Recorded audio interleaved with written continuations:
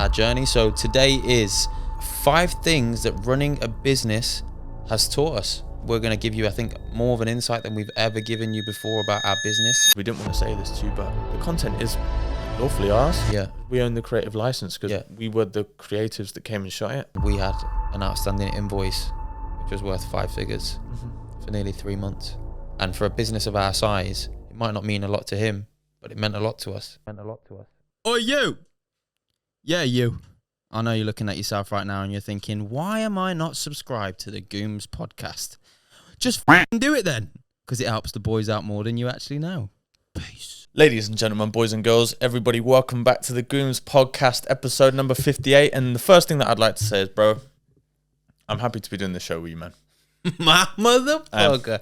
I'm happy to do it with you, bro. I was having a conversation with our next guest, who is an exceptional human being, by the way. Yeah, I agree. And we're talking, and he asked me when we started the podcast and the business and everything. I was like, fuck. Business been going like 18 months and the pod like 14 or something crazy. It's pretty mad to think about. So yeah, man. That is actually pretty dope when you look at it like that, isn't it? Yeah. It made me stand and like realize for a minute. But I think that's what that guest did. Yeah. To us.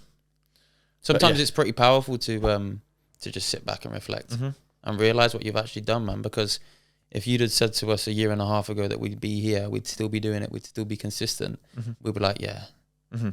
That's future me that I'd be proud of. There's never one doubt in my mind, to be honest with you. From like when we first started, I was like, "Oh, this is just what we do now." Yeah, we just do pods. Yeah, not that we would fumble, but like the fact that we have stayed persistent. We haven't significantly grew a massive audience and stuff like that. But like, we're here, man. Every week we show up for each other, for the people at home that watch and listen. So like, yeah, we love you guys, man. That in itself, bro, is dope. And if you're not subscribed, subscribe to the pod, man. Yeah, man. We hit 800 subscribers today. Yeah.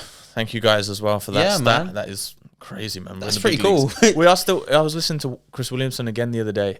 He was a guest on a podcast, and he brought up the stat again. I was like, yeah, man. I was like, I wonder what percentile of podcasts we're in now that we're on episode 58. Top 1%, I reckon. Way more than top 1%, bro. You're in the top 1% if you've done 20 apps. We're probably in the top like 0.2%. Yeah, not in terms of viewership though. But yeah, listen, people, today, obviously what me and H have tried to do for our in-house is we want to bring a bit of value to you lot and talk about our experiences and our journey. So today is 5 things that running a business has taught us. And they're going to be as real as they can be. We're going to give you, I think, more of an insight than we've ever given you before about our business, especially the negative stuff. We're quick to come on here and talk about what's going good, isn't it? But we stay quiet when we think about the bad stuff. Speaking of problems, yesterday we filmed a 90-minute episode and our SD card wiped. Yeah. So it's one of those things, man. It's part of the process. Yeah. Our guest that we've got on next week, straight away, he was just like, this is the resistance trying to stop you from getting where you want to be. Yeah. And he like calmed the whole situation instantly. And he soothed everything. We're like, it's not that deep. Chris came up with a solution. Just film it again. Yeah. And it will be better because it was probably one of my favorite podcasts that we've ever done. I can second that. No pressure on us next week then. No. It will be a banger. We're gonna be better. We're gonna be way more prepared as well because we're gonna know 10 times more about the guest. 100%. You always got to find the negatives and look for a positive. And I feel like we're quite good at doing that, keeping it stepping, riding the wave, and just cracking on. But for a bit of context, you lot, we filmed the episode. It was great, and one of the cameras went off at 1 hour and 28 minutes, which is quite a normal thing when we do a longer pod. So routine, change the battery, come back in, and the one SD card was completely wiped. So there was no footage of me and H during the whole conversation. So we made a group decision. We could have put out some fucking rubbish to you guys, man. Yeah, man. So we made a group decision. We were like, you know what? Let's just run it back. The guest was more than happy to come back again. He thoroughly enjoyed the episode as well.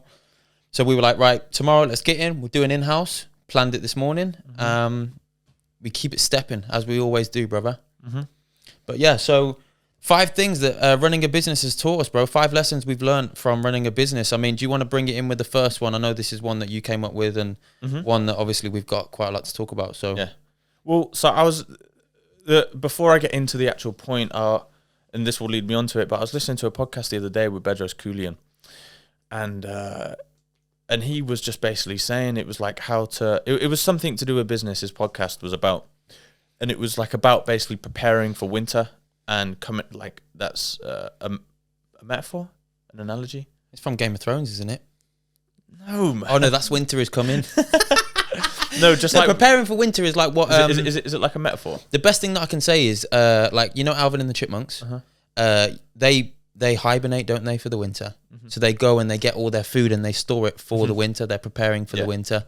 So you can say the same thing for business, where you get your busy run, and then the winter is where things start to go quiet and you're preparing for it. I think. No, exactly. So his point was basically coming out of a winning streak, and a losing streak is inevitable. Like you go through these different seasons with business, with life, with anything at all. Like not everything's good all the time.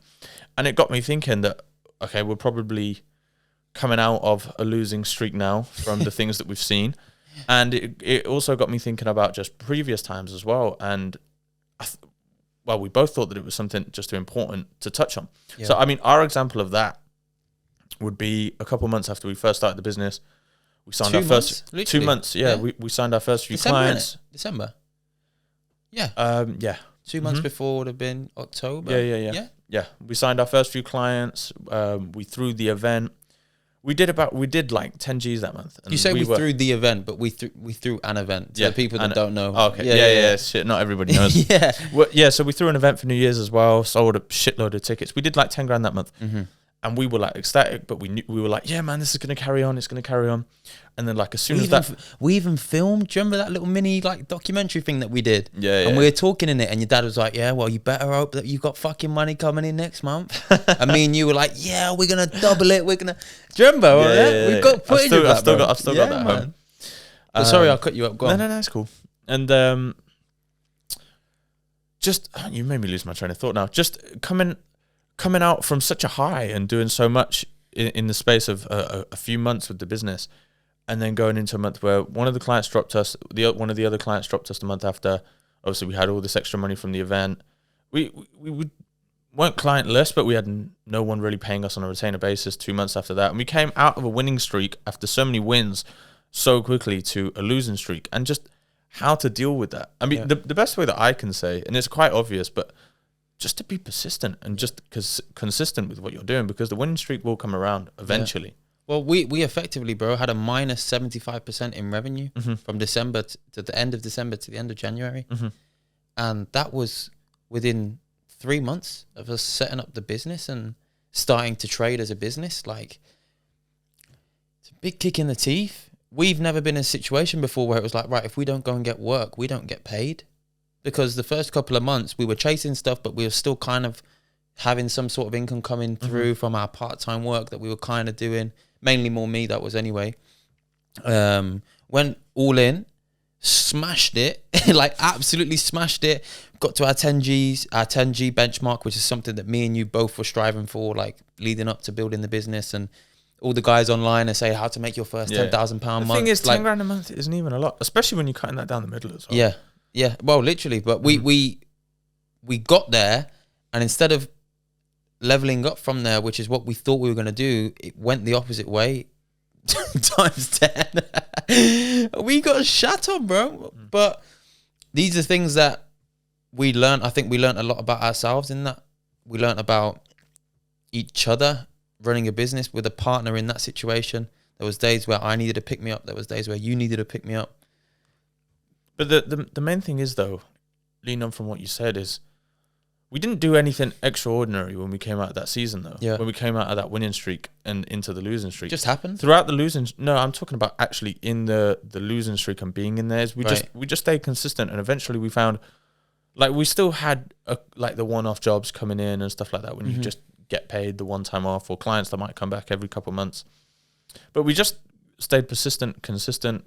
We still, like, invested in gear and all that type of stuff.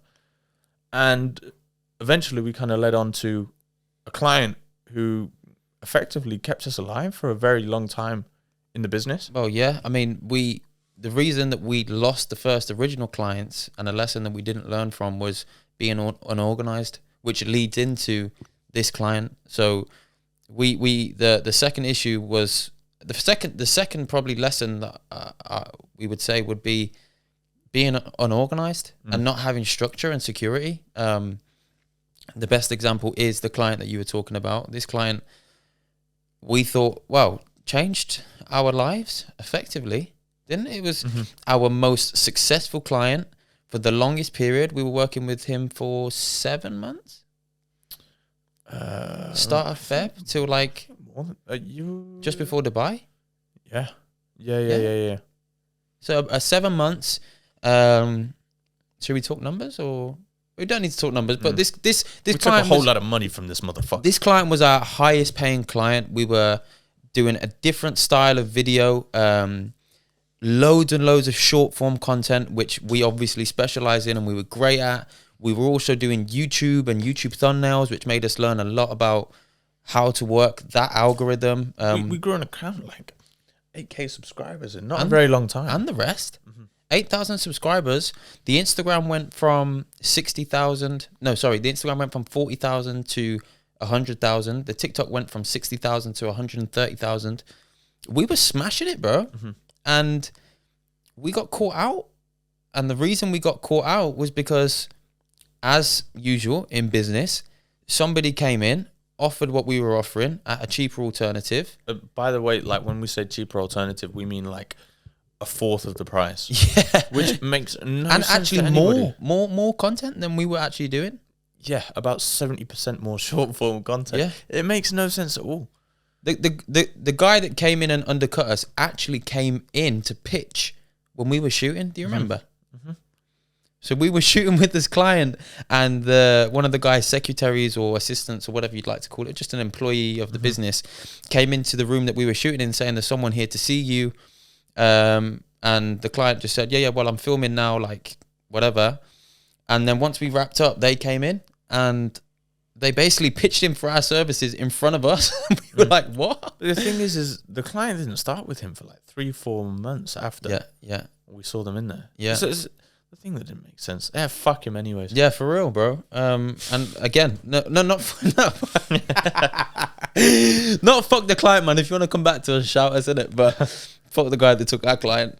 But the moral of the story is with this client is that we lost the client that effectively kept us alive, kept our business alive, started this new kind of uprise into our winning streak. And we lost him because we didn't have anything in place. No contract, no agreement. The only thing that we had was his word. And which we thought was good as well. He kept saying, he was like, but I'm never going to leave you boys. Even offered to fly us out, bro, to his home country to see the house that he was building and to do a house tour and stuff that normal clients don't do. Obviously, this felt more personal because of the type of content that I think we were creating for him. And the amount of time that we spent with bro as well. Yeah, we were sometimes, bro, we'd be there for 4 or 5 hours, bro. Twice a month. It's a lot of time to be spending with a client. The one thing that I would like to say as well is I remember when we had that phone call when it wasn't even him. He didn't even have the bottle to basically say to us that he was leaving. It was someone that worked for him. And I remember you were pretty fuming. And like the first thing that I said was like, and listen, I'm not always the best at this as well. Like just having my perspective in a positive way. But I remember saying to you like, bro, like he served his job. Like he kept the business alive for X amount of months. Yeah. We probably wouldn't still be going if it wasn't for him, because there was months where he was the only person that paid us, and we were sat around twiddling our thumbs, trying to get clients, not really getting anywhere. So it's like even in those situations where you do get fucked, like it's important just to try and find the positive somewhere, because that's gonna fucking keep you going, man. 100%, bro. Obviously, as well, we were young, new to the game, and also I think slightly naive. Like you said, we thought his word was enough, but when somebody can save thousands of pounds a month with somebody else, that personal relationship becomes a whole lot less strong, man. Yeah. And also as well, bro, going to a very, very successful business owner, because when we first walked into that room, that was our perspective of him. Supercars outside the front. We're thinking, fuck me, this guy's doing it. For us to at least get the client, to shoot once, to shoot twice, that in itself was not daunting, but like it was already a big enough deal for us to then say, oh, by the way, there's a 6-month contract where you're going to pay us this amount and that amount. That's quite a daunting thing to put forward to a business owner that's been in the game for so much longer than us, and it's like double your age. Do you know what I mean? Like, it's not an easy thing to do, but if we could go back, we'd probably do that just so that we had security. Something that I've just thought of as well, off the dome. But like even now, like Off the dome. from what we've learned though, like about marketing and stuff like that now, and the amount of experience that we've got, is having an offer that somebody can't say no to. And even if you go in to offer someone 6 months deal, 12-month deal, however much it is, offering someone like an offer that someone can't say no to, such as, let's say for instance, I'm just pulling these numbers from my head, that it's going to be 10 grand over 6 months or something like that. If you sign up for 6, it's going to be 8. It's an offer that they can't say no to, because they're going to miss out on it if they don't. No, I 100% agree. And like you said, that's down to our knowledge in the marketing space and experience. Mm-hmm. That's something that we've learned through our own experiences, and as well as opening up our network to other people, and also investing not so much money but time into our own education in the space and growing. But this is it. So the second lesson we learned was be organized, man. Put those contracts in place, get that security for yourself, because the personal relationship that you might have with a client is nothing when somebody comes and undercuts you. And if you're in a contract, they ain't going nowhere. Money talks, man. Facts. Money talks, which just has money talks, bullshit walks. Yeah. It's a saying from my old man. Yeah. So yeah, the third thing that we wanted to touch on, the next lesson that we've kind of, the next thing that running a business has taught us, was to have a work-life balance. I touched on this briefly yesterday. When we first started, it was a tough transition from me and you coming out of the family businesses, having to be there a certain amount of time, your breaks at this time, you get to leave at this time. You had a set routine and set times in place. I want to ask you, first of all, how did that transition for you? How did you fall into that? And did you have any struggles during that period? To be honest with you, right at the start, I didn't struggle with anything. Yeah. To be honest with you, I just knew just to fucking work all the time. I wasn't really going out anywhere around that time. It was just purely work, and I didn't mind that, just work and training and eating. Yeah. The occasional, when I say the occasional, I wasn't going nowhere, coming and seeing you boys and then leaving bare early to go do whatever. So I didn't really struggle with in terms of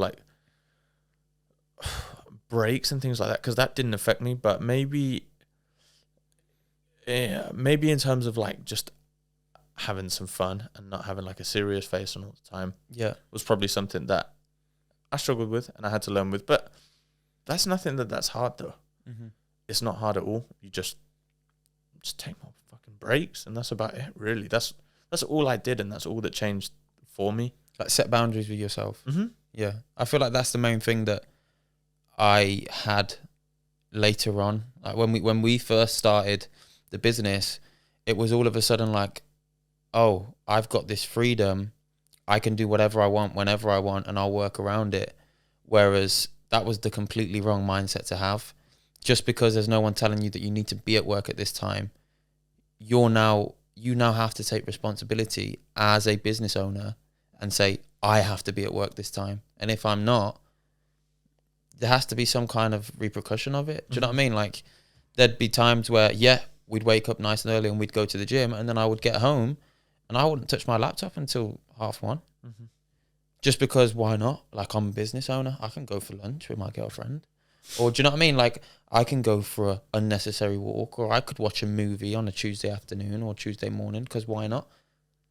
That wasn't the way to run and the way to process. And I definitely had to learn very quickly that if I was going to get all of my stuff done and some, I had to switch that up and set a routine in place. And like you said, put the boundaries in for yourself. What's your routine? My routine at the minute is actually very good. Gym first thing every morning, bar a Sunday. I do 6 days, not 7. That's why I'm a bit different to you, but I like my Sundays, man. Then it's back. It's eat. Sometimes I might wait and shower after if I've got a hectic morning, or it's shower, then eat, and then I'm on the laptop, bro. I'm at the desk, and I'll be at the desk until around lunchtime or whenever I kind of get hungry. It could be 12:30, it could be 2:30, take like a half-hour break, and then I'm back to it until whatever time I finish, really. I don't really have a time where it's like, okay, I'm getting off now. Or like I turn everything off at 5:30 every day. Like running your own business, like you just got to get it done. Sometimes it's just till silly o'clock, especially if there's loads on. Yeah, or sometimes you might be a machine and finish at 3:00 and be like, well, I've got nothing else to do today. Like, you can always do more, but as long if everything's done, especially in recent months now that we've started to delegate certain things as well, like that's become a little bit more of a reality. But yeah, bro, it's definitely something that I personally struggled with, transitioning to, okay, I work for myself now. No one's going to tell me do that if I'm not doing it. But you have to put those boundaries in place and tell yourself to do it effectively. Have some discipline. Have some discipline, bro. So the next lesson that we learned as business owners starting the kind of entrepreneurship journey was to just keep doing good. But this came from really a place of, well, we thought potentially getting fucked. Yeah. Literally. Like, it was up in the air, wasn't it? Yeah, probably. Not probably. Our highest paying one-off shoot ever, our highest paying job ever, to then not getting paid for, was it like 2 months? And the rest, bro. Was it more than that? Yeah, don't forget, because we were running the account post-shoot, which was 3 or 4 weeks after. Yeah. For a month, and then stopped for 2 weeks as well. So, Well, maybe, around that. Yeah. And just not getting paid. And I remember you rang me up after having a phone call with this person's, like, there was assistant before. They were like, I'm not working, not getting paid, whatever. Yeah. And she basically said that there was some personal family issues and nothing could get paid. This is what she had been told, and we had to kind of just take it. However, we thought, really, should we keep doing the work or should we not? And at this point as well, for a bit of context, we have an outstanding invoice that hasn't been paid for 3 or 4 weeks, worth £10,000. And we're in a predicament where, do we keep posting the content? But I remember I listened to Hormozy podcast, and obviously Hormozy went through his stuff with the first business that he had, and he kept getting fucked. And the one thing that he said was, all I did through this whole time was I just kept doing good. And it's like I heard that at the right time. Because I remember you were like, what should we do? Like, I was probably like, what should we do as well at the time? But I was like, well, Moses said just to keep doing good. Yeah. So let's just keep doing good things. And we did. And I mean, not to say that the money wouldn't have come back around, but it did. Yeah. Well, the tough predicament that we were in was that we'd done a smaller job for this client previously. It was... Oh, shit, I forgot about that. It was a brand new startup. So we created, first of all, the way that we got in touch with this client was his assistant. We were mutuals on social media, and she just put something out saying, need a graphic designer. And I was straight in there, what do you need, blah, blah, blah.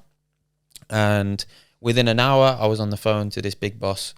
This big boss is in property, big time, really, really successful dude.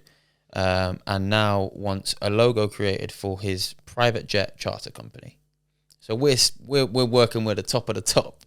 There's me on the phone to you like, hey, I've just got this client. We're going to create a logo. We'll offload it to our team member that is going to create it. We created an amazing logo. Our deposit was paid within 10 minutes of agreeing that we were going to get it done. So I was like, right, this guy's about his business.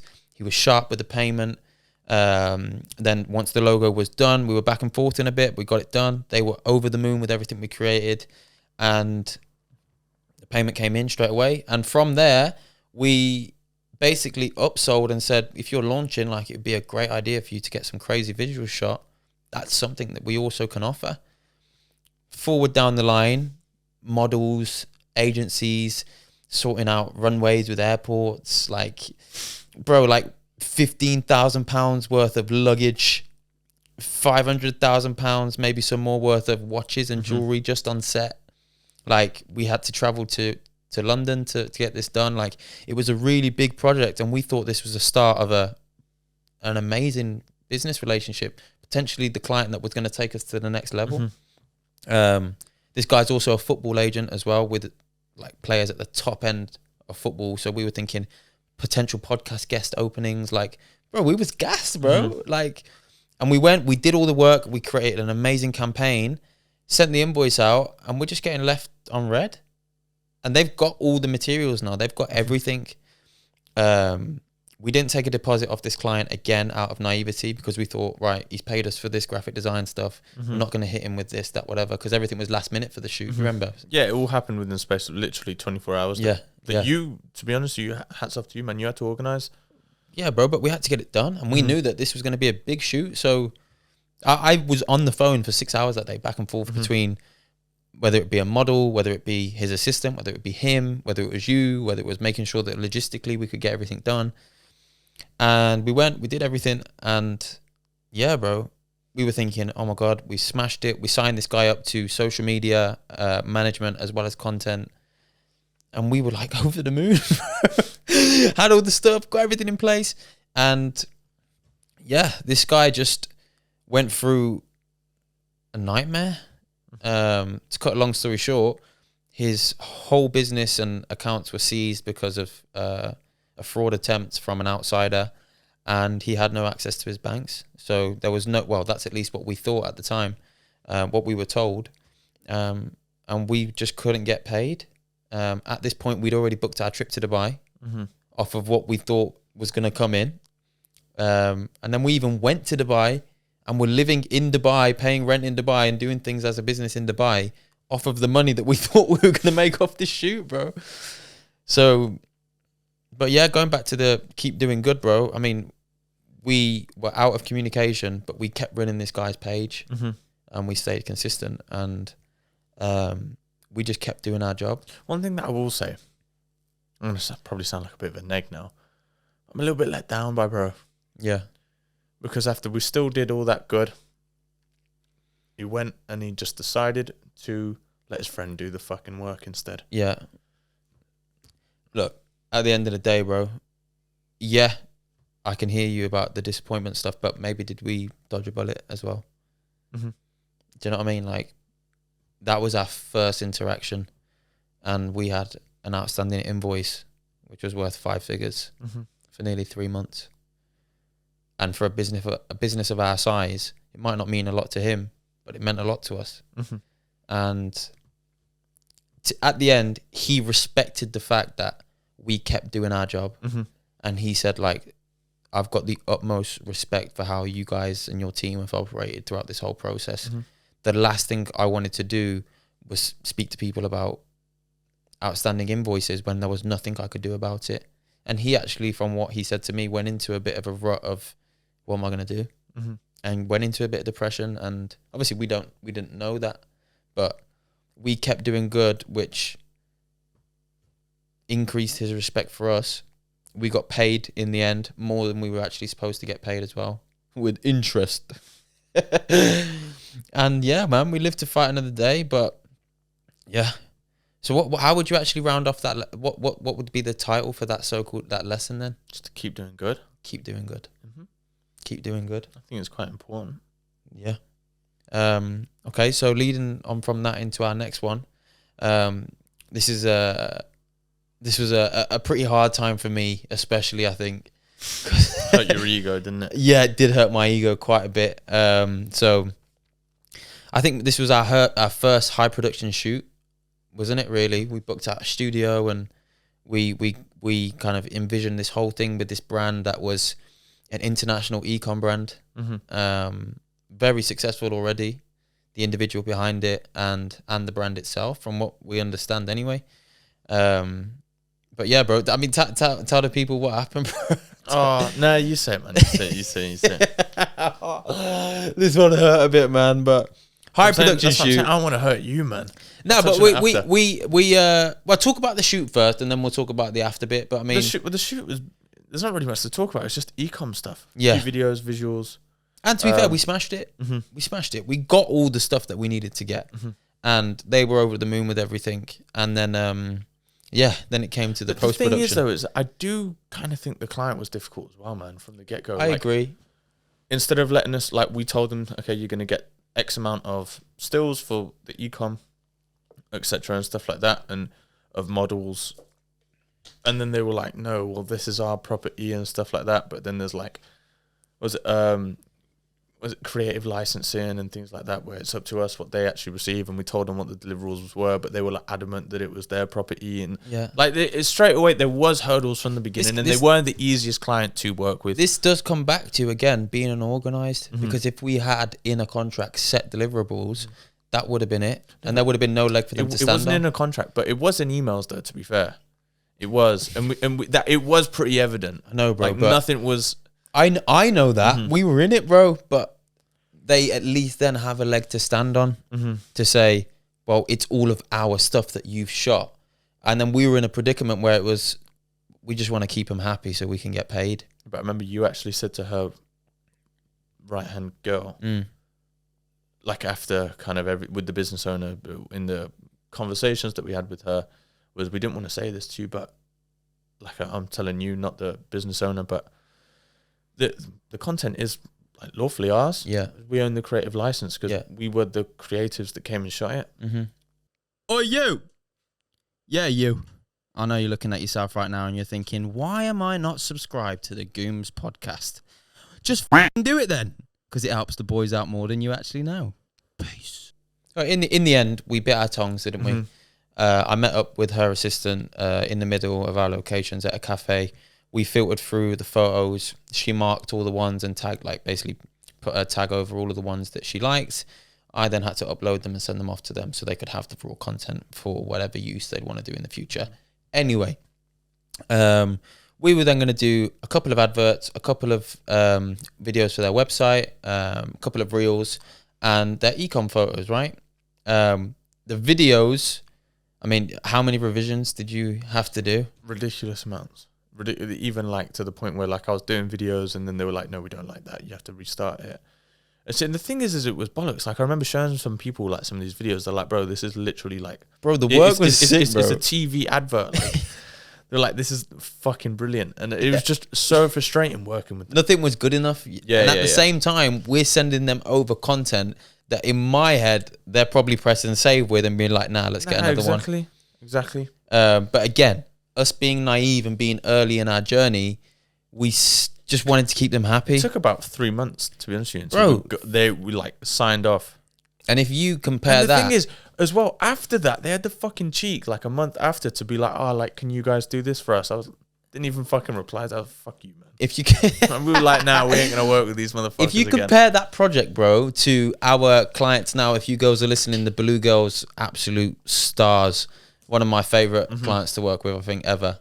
But if you compare that, very similar shoots, and think of the turnaround time differences. We send it over to them. Oh my God, love it. Or, oh my God, I love it so much, but can we just do this instead? And then it's done. Like how it should kind of be, not kind of pulling it all the way back to the start. But the videos was just one thing. The ecom shots was like, yeah, H, I got this, man. H, I got this. There's a young CG man heading into Lightroom and Photoshop with little to no experience. Done two thumbnails thinking he's the G. And yeah, man, I fucked it. I fucked the whole stuff and I spent so long on there. I watched so many YouTube tutorials and I just couldn't do it. And there was a part of me in my pride knowing that H was so caught up with getting the video content edited and put out and the hard time that he was getting from them that I didn't even want to ask H for help or say, H, what should I do here? So I was just on my own at the desk, tutorialing it out, trying to figure stuff out. And I hate to be the one to put you down, man, but there's some terrible masking. Yeah, bro, if only we had the new Photoshop now and the auto mask was there. We would have saved a lot of time and embarrassment. But we basically sent it over, and in our kind of group chat that we had with the business owner, her PA, and then me and H, and I think, was it one of their creative team or, oh no, it was just us four, wasn't it? And yeah, I just started seeing screenshots from the file saying, what is this? This is shit. Why does it look like this? This isn't even the color. This isn't. And I was just opening it. It just, you know, when like you open the chat and it's like things are still loading and they just keep coming. I was like, oh no. I remember the PA actually asked, because we were in contact for a lot of it, and I feel like it came to me and her were like the middle ground towards the end of working with them. Yeah. And she basically came to me and was like, what the fuck is this? And I was just like, don't worry. Like, I saw it. Yeah. So yeah, man, it was a tough time for CG, man. A bit humbling. So yeah, I mean, the lesson that I think this lesson, what will we name it? How to deal with unhappy clients, I suppose. Mm-hmm. We spent so much time as well. Although like clients always right, you have to keep them fucking happy, which there is truth in it. Like they were, I'd say, reasonably happy at the end. I'd say happy with what they got. I mean, everything's used on their website, but I'd say the main lesson as well is like, don't. One thing that I'd say is like, just don't let yourself get walked all over as well as an agency owner or a freelancer. To be honest with you, it's a lot easier to say in a position that we're in now, where we have a lot more confidence in our craft and in our business. But at that stage, we had no choice but to get walked over, because we thought, again, if we nail this and they're happy, what could be in the future? Again, another thing where absolutely fucking nothing. But me and you, being naive at that time at the business, being the dreamers that we were, that we are. Do you know what as well? Thinking that this could lead to... Do you know what I've just thought? We actually got a £200 tip from this client after everything was completed. Oh my God, yeah. Mm-hmm. And she was really, really grateful, even though she was very hard work to work with. So thank you for that. Yeah. She's definitely not listening, but... Nope, absolutely not. But yeah, appreciate your money. But yeah, those are the 5 main reasons that me and H came up with, that we've kind of... The 5 main reasons, the 5 main things that we've kind of learned and had to deal with during this time. Wait there. For those of you that want more, we have a bonus. They want more. We have a bonus lesson. Go on, bring us in, man. Well, this one isn't something that we've quite conquered yet. It's not something that I say that we've learned and we've come over. It's a half lesson. Yeah. I think this is something that we're currently in the process of, and we're currently learning and dealing with right now. It's something that we are day in, day out, and have been for the last couple of months, dealing with this lesson and this part of business. And I believe it's probably the hardest out of all of the ones we've just mentioned. Mm-hmm. And it's hiring, man. It's hiring people to come in and take care of your baby, bro. I mean, what's your personal opinion? How has this process kind of been for you, bringing people in and kind of having to step back? Because I know that you struggled with that more than me. I'd say we've probably got 2 very different opinions on it. For me, it's more so like I'm going back to Bedros Keuilian again, but I was listening to him and Nick Bear, and they were talking about being a control freak. And they were basically saying that there's no such thing as a control freak. Like Bedros is like, I'm a control king. I like things done right, which is exactly where I stand. Like I'm very... If you're you've probably felt it in the past where you've been doing something and I'll look over your shoulder and I'll be like, nah, bro, do it this way. Because I'll know a better way. I want to give you a spinning elbow as well when you do it. It's just how I'm wired. I just like things like done correctly, and I like them my way. That's what makes H, man. And that's why we love H. And that's why the people at home that have seen our businesses work can go and see some beautiful, beautiful pieces of work and art. And that's because that's how you are. Thanks, bro. It's all right, G. But it's like having people and then they're coming in and like having to teach them your way and they're just not getting it. Like, it's pretty fucking tough. Or even just, first of all, finding the guys that are willing to come and work. A lot of the team that we've kind of built out is international. So sometimes there's a language barrier. And then it's also like, bro, our ads call our team meeting this morning. Yeah. The first thing that happened when you opened the Zoom call, we started laughing. That sounds like I'm absolutely horrible. It was quite funny though. I could see H in the corner of this Zoom call just doing this. It's a broken English, man. But listen, what a trooper, by the way. Yeah, no, do you know, I think he is the only person that I see that's part of the team that I'm like, he's coming to the fucking moon with us, and we're going to bring him from his country to a first world country, and he's going to be absolutely fucking We're going to get him. We're going to get him some bitches on his dick, because at the minute I know he don't get none. I actually was thinking that this morning, on the call. I was like, this guy definitely doesn't fuck. That, and also I think that he probably will be part of the team for a very long time. Yeah, he's the only one that I've got hella confidence in. Yeah, man. Inshallah. I say that to him and he smiles every time. But obviously language barrier is a big thing, and then also as well, H being a bit of a control freak and me being just like a bit like just expecting the best from everybody when not everybody ticks and thinks the way that we tick and think. Like some of these guys, don't get me wrong, looking for employees and hiring outside of the UK, inevitably you're going to find people that have a better work rate than in this country.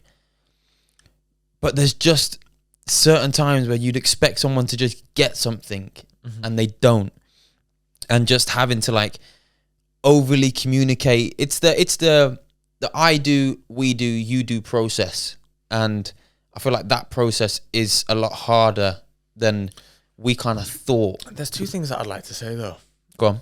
The first one, the first one's not really like that much of substance, but it's just my idea of when we have a proper team is like, you know, when you see these sick brands everywhere and it's like there's a team that all believe in the mission. Yeah. And like Gymshark represent. That's the plan, brands. isn't it? Yeah, man. Everybody believes in the mission. Everybody's fighting for this one cause. Like they really, really believe in the owners of the brand and everything. Like that is like a dream for me. And I assume for you as well. Yeah, bro, 100%.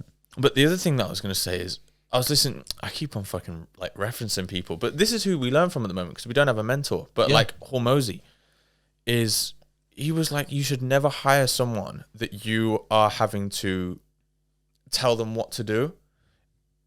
He was like, you should be hiring people where they come into the business, you say, what should we do? And they have answers. Yeah. And they're like, okay, I think you should do this, this, and this. And you can learn from them. And they're actually better than you at doing their job.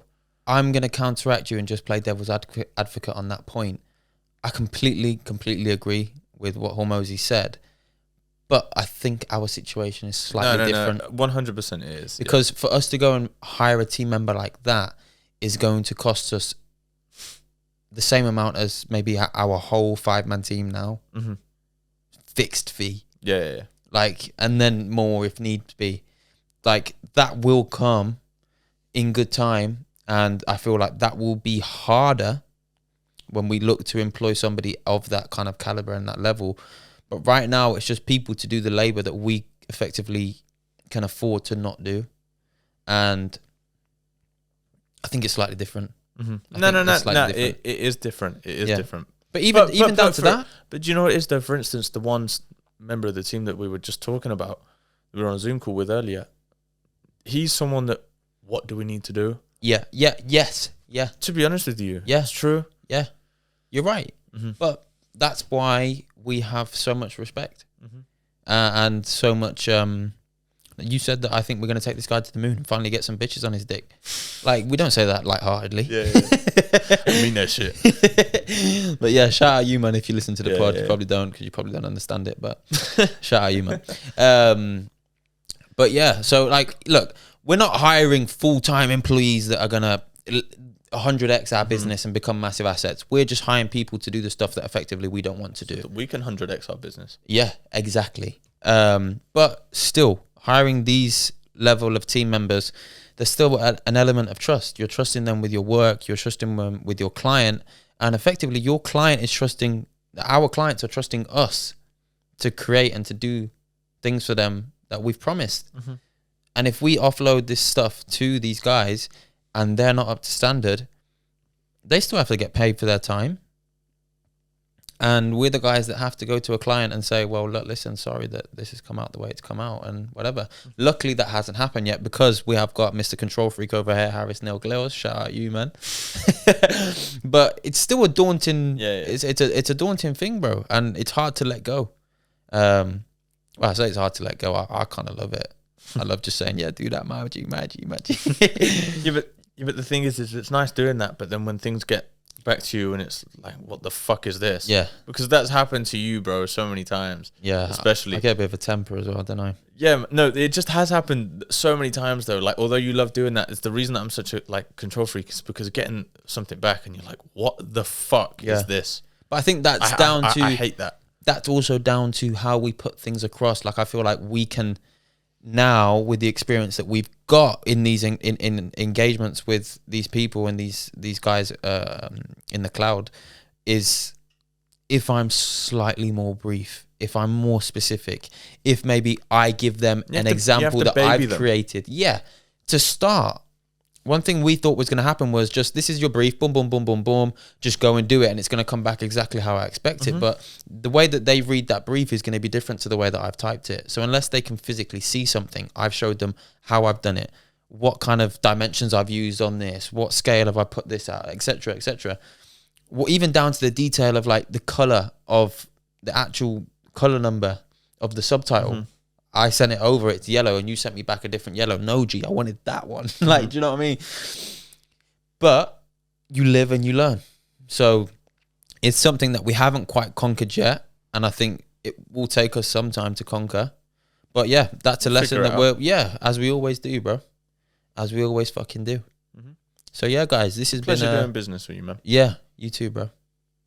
My motherfucker. Thanks, son. Yeah, so guys, they've been our lessons, man. I hope you guys have either took something from this. Some of our other entrepreneurial listeners, I know you're out there. Maybe you could have related to some things that we've put across today. But before we go, H, what are you grateful for this week, my brother? Ooh. Wait, I was improving on efficiency, and yes, I feel like I have, even though life has got in the way quite a bit recently. I can second that for you, bro. I've still just done shit, like when it's time to work, like, or if I've managed to like get out of things, like when it's time to work, it's time to fucking work, man. You ran your half marathon? Oh yeah, shit, I didn't. Yeah, man. PB, man, 1:36. I think sub 100-minute half marathon. I think like I'm actually considered fast now, which is pretty fucking cool, man. That's dope, man. And I know how much work you put into it, and the other boys as well. Hats off to them. Yeah, man. Shout out the brothers. Yeah. Well, Stav and H, man. Stav and Goss, man. Shout you, man. Especially Gosta. You know how much we love you, man, and how much work you've put in. So. The thing that was, I'll move on from this, but that was like that was like at the end of my deload week. Like I was supposed to rest during that week and be fresh for my next week of running, and it absolutely fucked me in the arse. Yeah. But yeah, we moved, man. It was And also, your boy turned up. I had to turn up for the Chris got 5K PB. No, shit, it wasn't a PB, was it? I came 10th in my race, though. Did you actually? Yeah. What, your age group or? In my cat, yeah. Yeah. 25th overall, 10th Everybody needs to fucking hold Chris accountable. And he needs to do a half because he said he was going to do it. I did it injured, man. Come on. I know. But the day before I decided, I was like, nah, I can't let the man down. I ran 5K in pain, bro. Doing the shakeout, Chris was like, I'm not hurting tonight. Yeah. But now we need to everybody hold Chris accountable. Don't let him forget, man. The half marathon. Bro, I want to do it, bro. I want to do it. I just need to get me back to me, get where I need to be, and bro, hopefully I can be out there chopping it up with you, man. That's what hurt me the most. That you, man, were turning up and worked so hard to something, and I was gonna stand on the side like some fucking beta. Do you know what? One thing that I will say, and a lesson that it taught me, and I used that lesson, and subconsciously almost I brought it into when we came to shoot content the other day. How prepped I came. Just everything was done. But my preparation leading up to that race, this is why fitness transcends into anything, man. Like, just understanding that. Then prepare to fail. Yeah, exactly. Like, understanding that just the preparation, the consistency, the discipline, understanding like delayed gratification, like all of these things just transcend directly into business and everyday life. But I prepared so well for that race, not in terms of my training, because I'm training for a different goal. That was just something that was in the middle of me training for a marathon. I was like, okay, like, we'll just get this done with the man then. Yeah. But my preparation for that race leading up to it, like I've never been as organized and prepared for any. This is probably going to sound quite bad as a business owner, but it was probably one of the most organized and like on point with everything to a T in terms of what I was putting into my body the days leading up, my sleep, like everything. Yeah. And it's so important. I don't think if I did that, because the thing was like, it was rolling hills, like it was still like 300 meters of elevation, like it was pretty hilly. It was a tough half route. Like the route was tough. I only did one lap of it. You man did 4.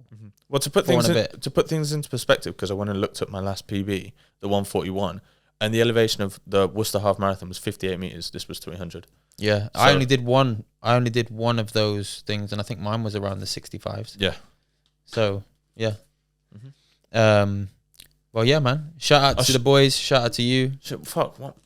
We didn't. Forgot about grateful, man. Finish it off. It came to my head. I was like, we haven't spoken about it. Yeah, shit. Yeah. Oh, thanks, man, for bringing that up. I like speaking about that on the pod. I am grateful for. I'm grateful for my. See, I'm leading this on from the guest that we had on, but I'm grateful for kind of the journey and embracing the resistance, the intuition. We had something today where I know it made you laugh when the intuition, but it's real shit, man. Yeah. But like You got Hedge has become he's touched into his spiritual self. Man. Yeah, no. The reason that this came up is because I've got this Kaizen book at home, and there's a spiritual win that I have to write down every day. Yeah, and a spiritual win. Yeah, and I had to ask him twice on the phone when we were talking about the podcast and yesterday about what spiritual win is. That's how we came onto that conversation. Yeah. And I didn't quite understand, but like I'm enjoying learning about it. But I'm grateful for all of that type of stuff. I don't know how I'd label it, but I actually am. My inner self, maybe, perhaps. Yeah. Let's call it that. Yeah. Okay. What about you, bro? Well, no. What do you want to get better on? Or should we do that together at the end? Oh, fuck it. I'll go now. I'll tell you what. I'm pretty much home alone, having to be self-sufficient. Mom's away. I want to. Do you know? I am good at it anyways, like just staying on top of and cleanliness at home. But like, I don't know, being a housewife. Yeah, man, I feel like a bit of a fucking beta male doing all this shit. But although I'm good at it already, like I want to make sure that I stay on top of it. Yeah. Although that's not like outright improving on anything, that is actually what I want to do. Yeah, that's valid. Mm-hmm. All right, say no more. What am I grateful for? I mean, I'm kind of kicking myself in the teeth here, but I want to make it a little bit more playful, bro. I'm grateful to be an Arsenal fan. I actually am. Bro, we've been through the gutters, man, for so many years, and it's like 25 goals in the last 5 Premier League games, and 3 of them being away, and 1 of them being against Liverpool. Like, shit is crazy. It's just like my weekends are just so much more fun, bro. I'm so much more happy. They've got such an effect on my mood. Was it like 21 goals? 25, scored, bro. 25 in 5 games. Like what? 2 conceded, but exclude Porto. Like I'm talking Premier. Yeah. Obviously, that's a bit of a kick in the teeth. Yeah, but I also think he's a strategic. Every time that we've lost, the Arsenal, we've played Porto at home 4 times in like the past 15, 20 years, and every time like we've lost and we've gone and lost and we've gone away, and then when they come back to our place, we absolutely smash them. So it's gonna happen again. I got a feeling they're gonna get whoopings at the Emirates. We lost like 1-0, came back 5-1 on aggregate when they came. And we lost 2-1 one game, 1-5-0 at home, and like every single one was like they're gonna get an ass whooping. Yeah. They're gonna get an ass whooping, and bro, I can confidently back my team as well. That's something I could never do, bro. So yeah, man, I'm grateful for being an Arsenal fan. That like as cliche as it sounds, like I actually am, because it makes me so happy. That team makes me so happy, and just seeing like them actually like grow, and you can see the team growing and progressing, and the fans are getting more and more together. It's just like a really beautiful thing, man. Football brings a lot of people together, bro. I started the This Is Wrexham thing on Disney Plus, and I've been watching it. Yeah, bro, and it, like really deep dive into how much of an effect, like such a small club like Wrexham, how many people it actually affects in their day-to-day lives. So imagine the scale of a club like Arsenal, like, and how many people that it genuinely touches. It's actually there was a study done, and when your football team wins, your testosterone actually gets boosted. Yeah. So to God, and when you don't win, it actually lowers. The missus be getting a pounding when we win 5-0. It's actually facts, though. I know, I seen it. Wait, what do you want to improve on then? Next week, I'm going to improve on. It's not the biggest of deals, and I've said this to you before, but I just need to prove it to myself, and I'm going to say it, so that I have to do it. I've been a little bit laxy-daisy with getting out of bed. Still wake up nice and early and get to the gym nice and early, but it should be earlier. What time do you go to bed though? And what time's your alarm? About 12, and my alarm is at 6:15. That's why, bro. What do you mean? That's why you're struggling to get up. Like, that's why you're being laxy-daisy with getting up. Well, how does take work on 6 hours sleep, bro? Man? Because it's not fucking healthy, bro. Like, I was watching a TED talk the other day about sleep. Matthew Walker, amazing. He's got an amazing podcast with Joe Rogan. But I was watching his TED talk. Yeah. And males that have 6 hours of sleep or less, they have the same testosterone to someone that's 10 years older than them. That's how much it fucks you, bro. It's so important to get 7 hours plus. So important. I've done. Sorry to cut you up. No. But I've done the. You're helping me, and you probably help someone at home as well. The past week, 2 weeks, I've done the. 2 weeks, I've done the absolute opposite in terms of my sleep. I've been going to bed earlier. I've been going to bed at 10 instead of 10:30, 11. Yeah. I've been wearing an eye mask. I've actually been able to get rid of my mouth tape. Like, I wear my Apple Watch to sleep, and my sleeps have been impeccable. Just going to bed that bit earlier, like, they've been average 7.5 hours sleep, probably, I think, my average over the past 2 weeks. Yeah, man. Like, I'll wake up at 5:30 in the morning before my alarm, and like, I'm fucking ready to go, man. Yeah. Well, that's something I'm actively going to try and improve on, bro. Buy an eye mask, bro. I've got one somewhere at home. Buy an eye mask. Bro, I told you, bro. I'll put it on, fall asleep, and I'll wake up with it off. I don't know how, but just happens. I did that the first couple nights, though. But just, you'll get used to it. You will. And like a t-shirt. Weird. Do you do that with t-shirts? Sometimes I've fallen asleep with a t-shirt on, and I'll wake up and it's off, and I don't remember taking it off. I never fall asleep with a t-shirt on. So, bro, that's what I want to improve on, man. Get really consistent with it, man. Just Yeah. Go to bed earlier. I probably make a mad difference. I 100% agree. So that's why I wanted to come on here and say it so that I could do it. Mm-hmm.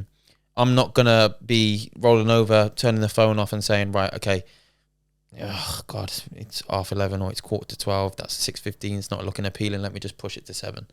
That's what I've been doing. And I don't want to do it anymore. The thing is, health-wise, it actually does the opposite to you. You thinking that you staying asleep longer is going to benefit you when you press snooze on your alarm or anything. Like, I turn the snooze button off. No. I'll do it the night before. Like I'll actually push it back. You plan. Yeah. Like, I'm like, oh, shit, what time is it? Okay, I'm going to sleep now. You should, it's so important to actually have a consistent time sleep when you're asleep. Yeah, when you sleep. But yeah, right. Guys, we love you, man. Sign us out. Everybody, thank you so much for watching, listening, subscribing, doing all of that good stuff. But for all of you guys that haven't, make sure you like, comment, subscribe, turn that bell notifications on so you get notified every time we release a podcast. And we'll see you all next week. We'll catch us later, man. Love. See you in a bit. Peace. Thanks for listening. Smash that.